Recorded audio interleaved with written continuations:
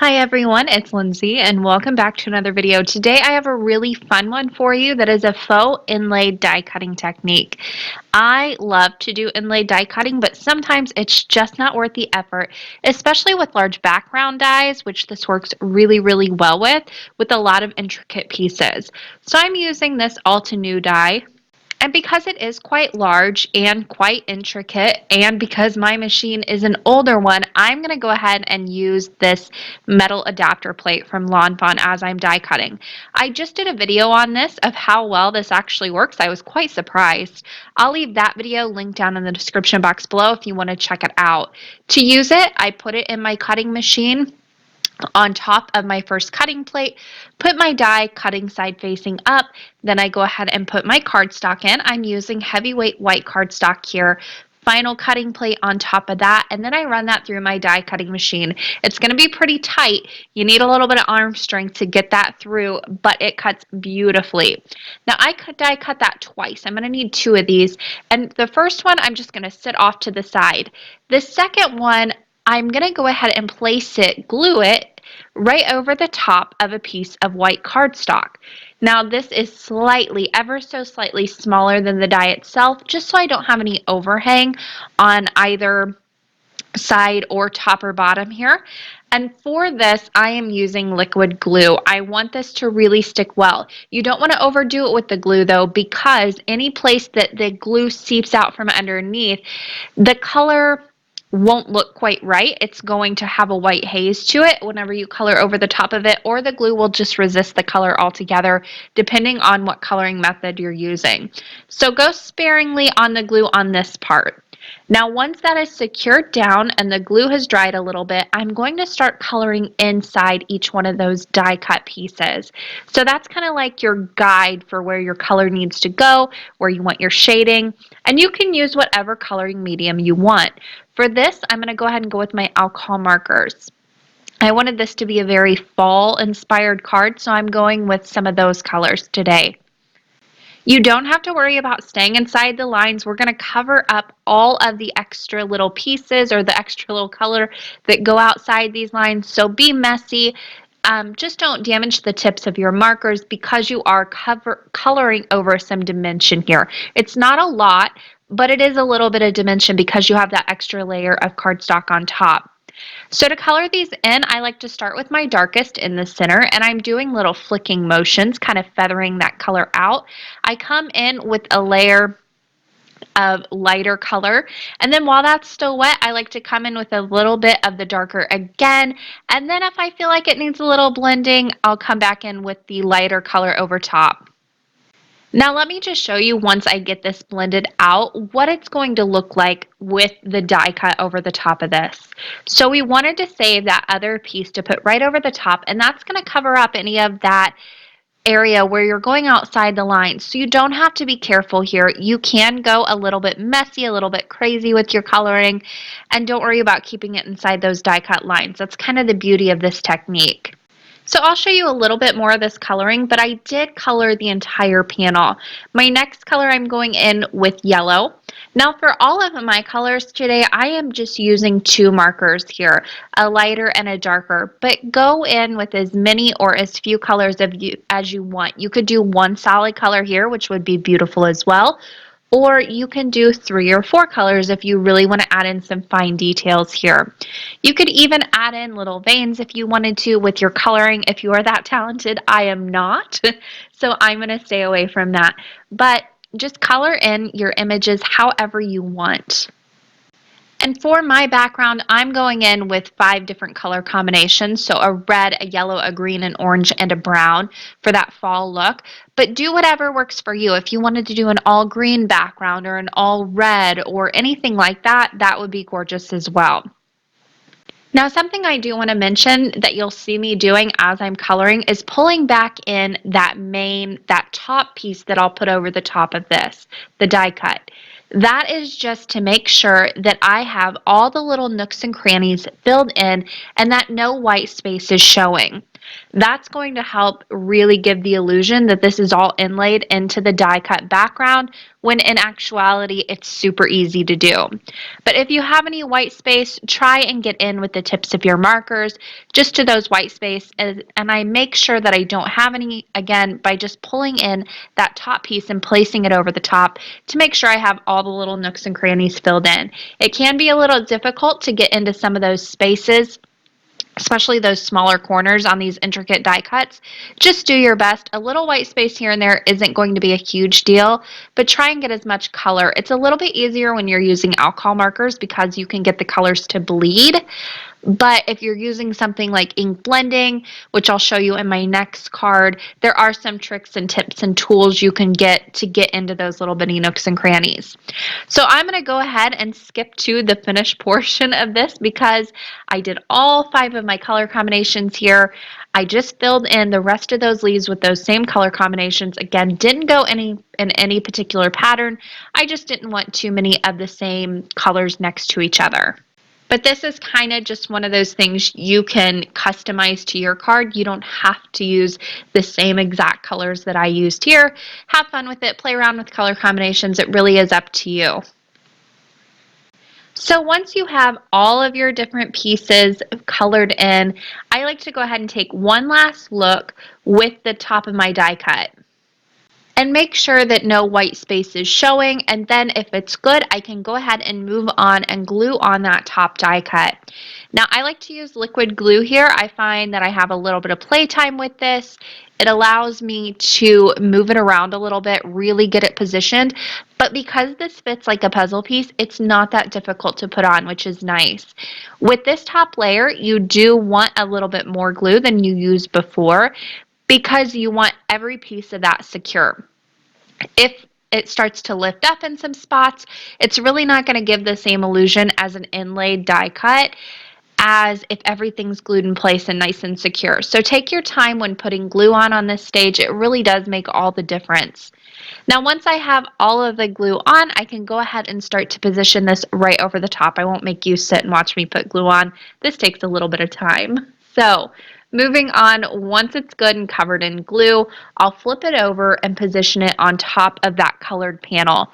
This is kind of where the magic happens. It's going to cover up all of your little areas when you went outside the lines, went a little crazy with the coloring. But look at that. I'm going to take my time in positioning this, making sure that it goes right over the top of the earlier die cut that we put on. And then if you have any glue that kind of seeps out of those edges, just use your finger, or the quick sticks tool really comes in handy for this. Scrape it up, and there you go. You have that inlaid die cut look, and all it took was a little bit of coloring and a few die cuts. You didn't have to spend all that time putting each individual piece in. Plus, you get that shading from the alcohol markers, which is such a cool look, especially on these really intricate backgrounds. I kept the rest of this card really simple. I used the Hang In There die from All Too New as well. I die cut that several times from some craft cardstock. I layered those up, and on the top layer I put a few layers of gold embossing powder just by dipping the die cut in some Versamark and then putting gold embossing powder on. I added a vellum oval behind that, and that finished the card. So let's move on to my next card. For this one, I'll be using this Cat Scrappiness Floral Background die. This is one of my favorite dies, and I am so glad that I have this tool to be able to use it again. It's a super intricate one, if you can tell just from the die itself. And so it took a lot of arm work and just a lot of time to get this to die cut through cardstock. But with this tool, it die cuts beautifully. This is the one die that I actually bought this tool for. So it works really well. I'm going to go ahead and again die cut this 2 times from white cardstock. If you wanted to, you could just do white cardstock, and then if you wanted a colored piece over the top, you could do that, or die cut it from colored cardstock both times. It really is up to you. I just like the look of the white die itself and then the coloring behind it. But this would also be gorgeous with a craft or even a gold over the top. So this takes a little while once you run it through to pop all those pieces out. I did that on both die cuts. Then it's time to do our next step, which is set one of those die cuts off to the side. We're going to save it for when everything is said and done. And then the other one we're going to put on top of a piece of white cardstock as our guide for coloring in all of those images. This is a full A2 sized a full A2 size die cut background. So I go very slightly smaller, about 1/8 of an inch on each side, with my background panel. That way there's no chance of it peeking out from the sides at all. Now, 3 layers of cardstock, even heavyweight cardstock, you might think is thick for a card, but it really doesn't add a lot of thickness or a lot of weight. Whenever you're gluing them securely to each other, it gives a little bit of thickness, but it's not over the top. Now, once I have that glued on, for this card, I'm going to be using my inks to color it in. I'm using VersaFine Clear, which are a pigment ink. These work really, really well. You can use dye inks, though, and just blend right over the top. That's gorgeous as well, and another great look, which I'll do on my third card. But for this, I wanted to use my pigment inks and my fantastic tools. These are itsy bitsy little sponges, kind of in a pin form, that work great for coloring in super small areas. I love these for scene making with stencils and just really getting into those tight spaces. I use these a lot, and because it can get pricey if you just continue to use them and toss them, I like to keep one for each color family. And then I just go in, clean it off a little bit just by rubbing it on a piece of paper off to the side, and then coming in with the new ink that I'm using. But this way I don't have to keep buying these over and over and over. Now, to make this go a little bit quicker, what I decided to do was use each individual color and get all the pieces that I wanted that color colored in. Then I go on to the next color. So I did the centers of all the different flowers in this with the yellow ink, the Cheerful ink and the VersaFine Clair. Then I'm coming in with Twilight ink, and I'll go into each one of those flowers that just has 4 little, I guess, leaves coming out of it. It looks like a little diamond almost is what it creates. I did those with the dark blue Twilight ink, and then for all of the very large flowers, I'm going to be coming in with the Chianti ink, which is a nice, really dark maroony purple. It's very, very pretty. And I'll use my Fantastics tool to color all those in. Now, this is the flower that has the most of it in the background, so this is going to be my main color on the background. And as you see me putting these down, note that these colors go on a lot darker than how they're going to dry. So you're going to see a color change whenever I first put these on and then whenever it's dry, which I'll show you in just a moment. Now, as I'm doing this, I do want to mention too, those fantastic tools, you can get them with 2 different tips. You have a fine, really pointy tip, and then you have more of a blunt, rounded tip. I use both of these on a regular basis, and again, I just keep one different tip for each color family. Just know that whenever you're using these for stencils and things like this, the very fine points on the tips can get damaged very, very easily. So use those sparingly whenever you're doing things with a little bit of dimension like the stencils and the die cuts. And please excuse my head as I do this. I'm getting older and I have to look really close up to make sure I'm getting in all those tight spaces. As I'm doing this, you will see me again pulling over that top die cut that will go on top just to make sure that all the area is filled in. And it just helps me to kind of keep everything straight, especially when doing a really intricate background like this, where there's a lot of different colors and a lot of different little pieces that need filled in. It just helps me keep track of everything. Now finally, I'm going to fill in all the little pieces that are left over with this green ink, which is Rainforest. This is going to look like it's not much different than the blue ink that I have on there, but again, these go on darker and they're not their actual color when they're wet. But let me show you. Here it is wet. This is right after I finished it. I let it dry overnight. It was time to go to bed. And look at the color change. These really soften up. They create more of a matte look. And it looks, you can tell the difference between my blues and my greens now. So when you first put these on and the colors kind of all meld together, don't worry. These lighten up a little bit as they dry. And you can tell the difference between the colors when all is said and done. Now it's time to go ahead and glue on our top piece. Again, that takes some time because you want to make sure all those little pieces are secured down to really give off the illusion that you have inlaid all of these really intricate pieces into the die. Now, take your time lining this up. This is a super intricate one. The more intricate, the more time you want to take. But again, it fits together pretty much like a puzzle piece, so it's relatively easy. Now, once I have that on there, I'll give it a good press, make sure all those pieces are glued down, and there is my inlaid die cut, which took just a little bit of ink blending. Now, because these pieces are so fine, I do have a little bit more white showing. That's okay for this one because they're so tiny, you can't even tell when you aren't super close up to the card. Now I kept this one again really simple. All I did was added a white banner over the top to separate my thanks die cut. I did the thanks die cut in a blue cardstock to match that blue and really help it pop out because there is so little of it on the background. Everything I added onto a card base and that finished off the card. Really simple. Because I put so much time to the background, I kind of wanted to let it shine. Now you can do this technique with just regular die cuts as well. Now the die I am using today is one of my favorites. It is no longer available. However, Paper Smooches came out with one that is slightly smaller, and it's very similar to this. It gives the same effect and it's very cute too. So I will leave it linked down below.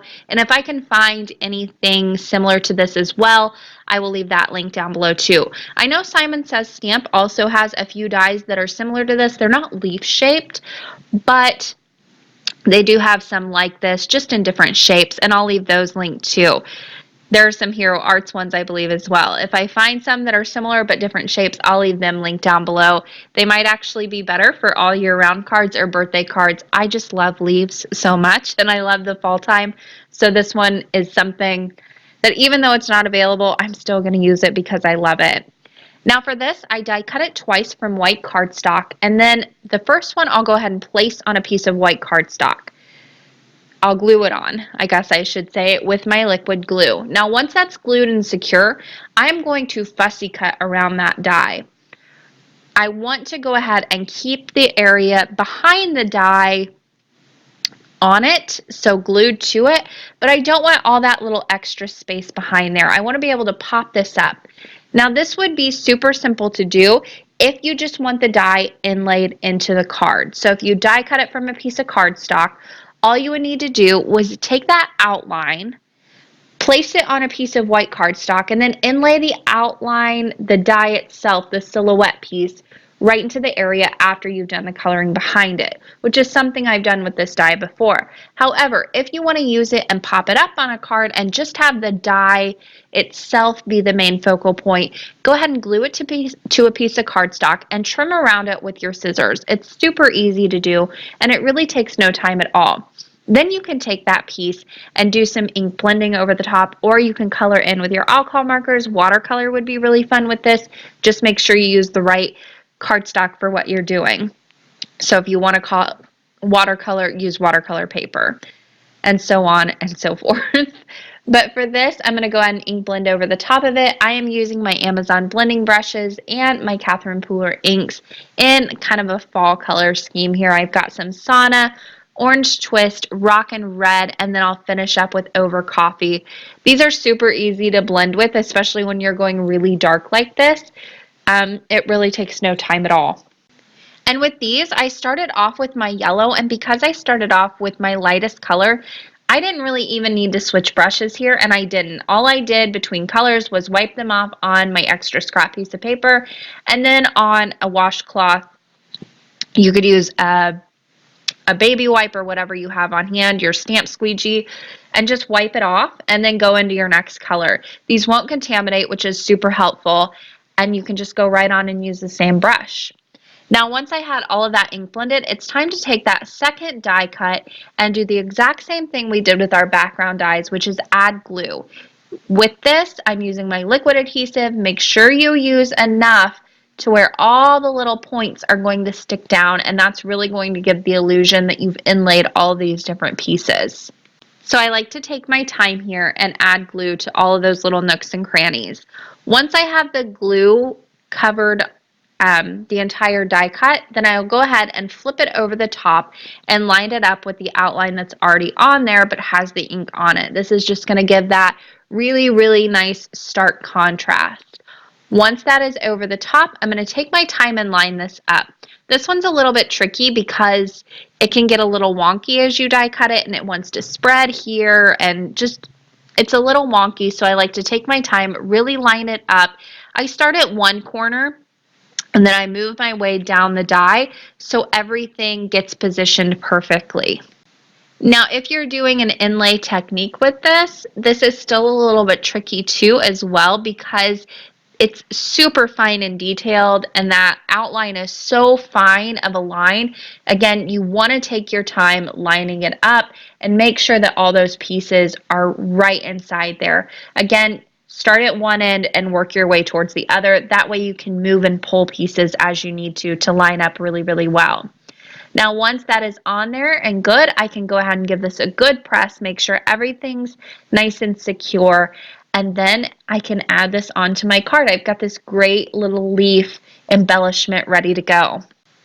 Here is a closer look at the ink blending. You can see as these dry, these just kind of meld into each other. Super, super beautiful.